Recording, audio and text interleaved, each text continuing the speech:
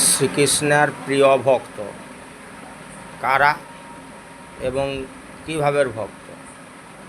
যেমন সত্যযুগে প্রহ্লাদ প্রাণ গোবিন্দকে বলছেন, গোবিন্দ আমাকে বাঁচাও, হে শ্রীকৃষ্ণ আমাকে রক্ষা করো, আমাকে হস্তির পদতলে ফেলে দিয়েছে, আমাকে রক্ষা করো। বিষ পান করিয়েছে, বিষ জলে ফেলে দিয়েছে, হে গোবিন্দ রক্ষা করো, হে শ্রীকৃষ্ণ রক্ষা করো। আর রাধারানী যদি এক বাটি বিষ প্রহ্লাদকে দাও আর রাধারানীকে এক বাটি বিষ দাও, তাহলে রাধারানী কী করবেন না, নির্মলভাবে পরিষ্কার মনে গোবিন্দ তুমি যখন বিষ দিয়েছো এই বিষটাই আমার কাছে অমৃত, তাই তিনি সে বিষ পান করে নেবেন। সে হচ্ছে শুদ্ধ ভক্ত।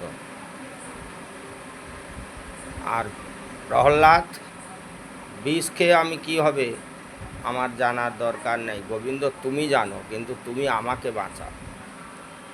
ধ্রুব যতবার জন্ম হয়েছে ততবার গরুরকে দিয়ে তার সমস্ত হাড় নিয়ে এসে এক জায়গায় জমা করেছিলেন, সেটার নাম হয়ে গেছিল অস্থি পর্বত। তাই ধ্রুব এক প্রকারের ভক্ত।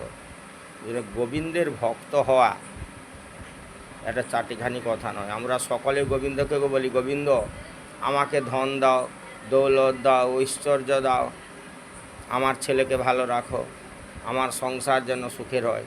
কিন্তু একদিনও কেউ জিজ্ঞাসা করিনি যে গোবিন্দ আপনি কেমন আছেন, আপনি সুখে থাকুন। আমরা এরকমই ভক্ত।